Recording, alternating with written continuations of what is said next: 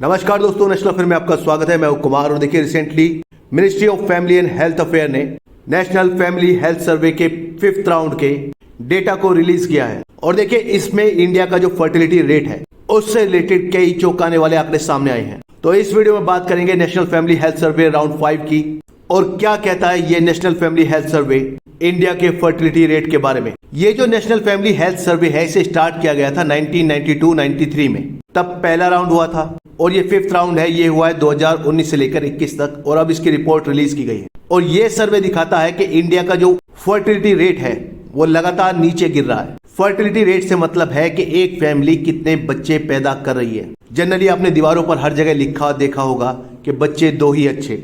तो एक कंट्री की पॉपुलेशन को स्टेबलाइज करने के लिए जो रिप्लेसमेंट लेवल फर्टिलिटी रेट है उसे माना जाता है 2.1। ये एवरेज होता है कि एक औरत अपनी पूरी लाइफ में कितने बच्चे पैदा करेगी और इसे 2.1 इसलिए रखा गया है क्योंकि आप लोगों को मालूम है अगर सभी महिलाएं 2 बच्चे पैदा करें तो हो सकता है उनमें से कुछ अपनी पूरी लाइफ कंप्लीट करने से पहले ही किसी बीमारी की वजह से या किसी एक्सीडेंट की वजह से मारे जाएं।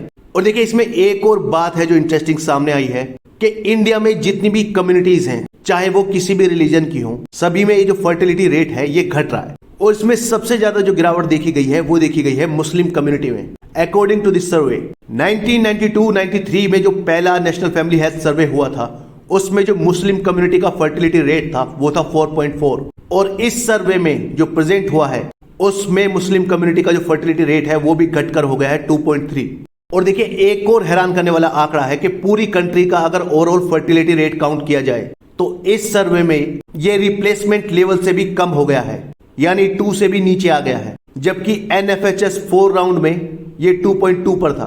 अब देखिए ये जो मैंने मुस्लिम कम्युनिटी के बारे में आपको बताया इसमें गिरावट सबसे ज्यादा है, लेकिन अभी भी जो मुस्लिम कम्युनिटी की औरतें हैं उनका fertility rate as compared to other community सबसे ज्यादा हाई है। देखिए हिंदू कम्युनिटी का जो फर्टिलिटी रेट था वो पिछले सर्वे में था 2.1 और इस सर्वे में यानी प्रेजेंट वाले में ये घटकर हो गया है 1.94। इसका मतलब ये कि हिंदू फैमिलीज अगर ऑन एन एवरेज काउंट किया जाए तो 2 से भी कम बच्चे पैदा कर रही हैं और हिंदू कम्युनिटी का जो फर्टिलिटी रेट था वो पहले सर्वे में यानी 1992-93 में 3.3 पर था।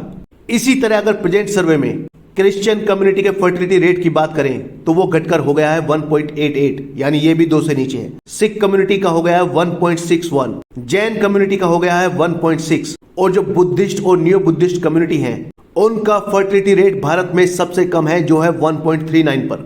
देखिए मुस्लिम कम्युनिटी का जो फर्टिलिटी रेट है वो भी लगातार घट रहा है, जैसे कि 1992 में घटा था, 1998 में घटा था और 2005 और 2015 के जो नेशनल फैमिली हेल्थ सर्वे हुए थे उसमें भी अराउंड 0.8 पॉइंट घटा था। इस सर्वे में यह भी कहा गया कि जो फर्टिलिटी गैप है वो हिंदू और मुस्लिम के बीच में भी लगातार घट रहा है और जहां पर फर्टिलिटी रेट ज्यादा है वो मोस्टली रिलेटेड है नॉन रिलीजियस फैक्टर से, जैसे कि literacy, employment, income and access to health service. और हिंदू और मुस्लिम कम्युनिटी में ये जो फर्टिलिटी रेट का गैप है ये इसलिए थोड़ा ज्यादा है क्योंकि ऐसा माना जाता है कि जो मुस्लिम कम्युनिटी है वो लिटरेसी, एम्प्लॉयमेंट और इनकम के मामले में हिंदू कम्युनिटी से पीछे है। अच्छा, इस हेल्थ सर्वे में कुछ और भी इंटरेस्टिंग डेटा है जो औरतों के बारे में, जैसे कि मुस्लिम वुमेन। देखिए अगर मुस्लिम औरतों की बात करें तो 2015-16 का जो नेशनल फैमिली हेल्थ सर्वे हुआ था राउंड 4 उनमें उन महिलाओं की संख्या जो कभी स्कूल नहीं गई थी वो थी अराउंड 32%, लेकिन प्रेजेंट सर्वे में ये घटकर हो गई है 21.9%, यानी अब सिर्फ 21.9% मुस्लिम महिलाएं ऐसी हैं जो स्कूल नहीं गई हैं कभी भी। लेकिन इस मामले में हिंदू महिलाओं की स्थिति थोड़ा अच्छी नहीं है। पिछले सर्वे में जो हिंदू महिलाएं थी जो कभी स्कूल नहीं गई थी उनका परसेंटेज था 31.4% और इसमें से थोड़ा सा ही इंप्रूवमेंट हुआ है और प्रेजेंट सर्वे में ये आंकड़ा है 28.5%, यानी हिंदू कम्युनिटी में आज भी 28.5% महिलाएं ऐसी हैं जो कभी स्कूल नहीं गई हैं। अच्छा देखिए एक और आंकड़ा है जो काफी इंटरेस्टिंग है। National family health survey round 5 कहता है कि एक औरत के कितने बच्चे होंगे ये सबसे ज्यादा डिपेंड करता है कि उसका स्कूल लेवल क्या था, यानी वो कितने टाइम के लिए स्कूल गई थी। वो औरतें जो कभी स्कूल नहीं गई हैं उनका एवरेज है अराउंड 2.8 चिल्ड्रन और जिन महिलाओं ने 12 साल की स्कूलिंग की है यानी वो 12 साल के लिए स्कूल गई हैं यानी 12वीं कक्षा तक पढ़ी हैं या उससे आगे पढ़ी हैं, उनके अगर एवरेज बच्चे काउंट किए जाए तो वो है 1.8 यानी 2 से भी कम। इसी तरह अगर सबसे गरीब औरतों की बात की जाए ओवरऑल तो उन औरतों का एक बच्चा ऑन एन एवरेज ज्यादा है उन औरतों के कंपैरिजन में जो सबसे अमीर कैटेगरी को बिलोंग करती हैं। तो इससे साफ पता लगता है कि अगर आप एजुकेशन के मामले में अच्छे हैं और आपकी इकोनॉमिक कंडीशंस अच्छी हैं तो उम्मीद है कि उन महिलाओं के बच्चे कम होंगे। NFHS 5 का डेटा ये भी दिखाता है कि मुस्लिम महिलाओं में फैमिली प्लानिंग के प्रति जो जागरूकता है वो भी काफी बढ़ रही है। जितनी भी मॉडर्न कॉन्ट्रासेप्शन टेक्निक है उनको पिछले सर्वे में अराउंड 37.9% मुस्लिम महिलाएं यूज कर रही थी और प्रेजेंट सर्वे में ये आंकड़ा बढ़कर हो गया है 47.4%। और इस मामले में मुस्लिम महिलाओं की जो बढ़त है वो हिंदू महिलाओं के कंपैरिजन में ज्यादा है। अच्छा, यहाँ पर मुस्लिम महिलाओं के बारे में एक और इंटरेस्टिंग आंकड़ा है और वो ये कि वो modern spacing method of contraception, इसका मतलब ये है कि दो बच्चों के बीच में कितना गैप होगा, इन टेक्निक्स को भी काफी ज्यादा यूज कर रही हैं। पिछले सर्वे में ये आंकड़ा था 17% और इस सर्वे में ये आंकड़ा बढ़कर हो गया 25.5%, जो इंडिया में थर्ड हाईएस्ट है आफ्टर सिख कम्युनिटी और जैन कम्युनिटी। सिख कम्युनिटी में यह आंकड़ा है 27.3% और जैन कम्युनिटी में यह आंकड़ा है 26.3%। अच्छा, आप लोगों ने अक्सर सुना होगा कि मर्दों को यह लगता है कि कॉन्ट्रासेप्शन जो है वो पूरी तरीके से औरतों की जिम्मेदारी है और इस मामले में भी जो आंकड़ा दिया गया है NFHS 5 में उसके अकॉर्डिंग 32% मुस्लिम मैन ऐसा ही फील करते हैं। लेकिन इस मामले में जो हिंदू मैन हैं उनमें से 36% लोग ऐसा बिलीव करते हैं, यानी मुस्लिम लोगों से ज्यादा।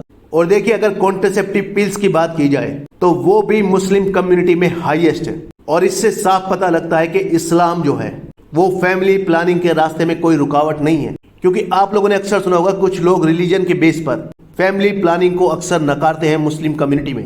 अब देखिए, अगर बात करें रूरल एरिया और अर्बन एरिया के डिफरेंस की, तो रूरल एरियाज में 1992-93 का जो फर्टिलिटी रेट था 3.7 चिल्ड्रन पर वुमेन, जो 2019-21 के NFHS 5 में घटकर हो गया है 2.1। और इसी तरीके से अर्बन एरियाज में फर्टिलिटी रेट था 2.7, जो आज की डेट में घटकर हो गया है 1.6, यानी ये रिप्लेसमेंट लेवल फर्टिलिटी रेट से बहुत ज्यादा कम है। इस सर्वे के अकॉर्डिंग हिंदुस्तान के 31 स्टेट्स और यूनियन टेरिटरीज, जिसमें कि सारे साउथ, वेस्ट और नॉर्दर्न रीजन की जो फर्टिलिटी रेट है वो रिप्लेसमेंट लेवल यानी 2.1 से नीचे है। बिहार और मेघालय ऐसे स्टेट हैं इंडिया में जिनका फर्टिलिटी रेट हिंदुस्तान में सबसे ज्यादा है, जबकि सिक्किम और अंडमान निकोबार का जो फर्टिलिटी रेट है वो पूरे इंडिया में सबसे कम है। तो इस वीडियो में इतना ही, नेक्स्ट वीडियो में जल्द मिलेंगे। धन्यवाद।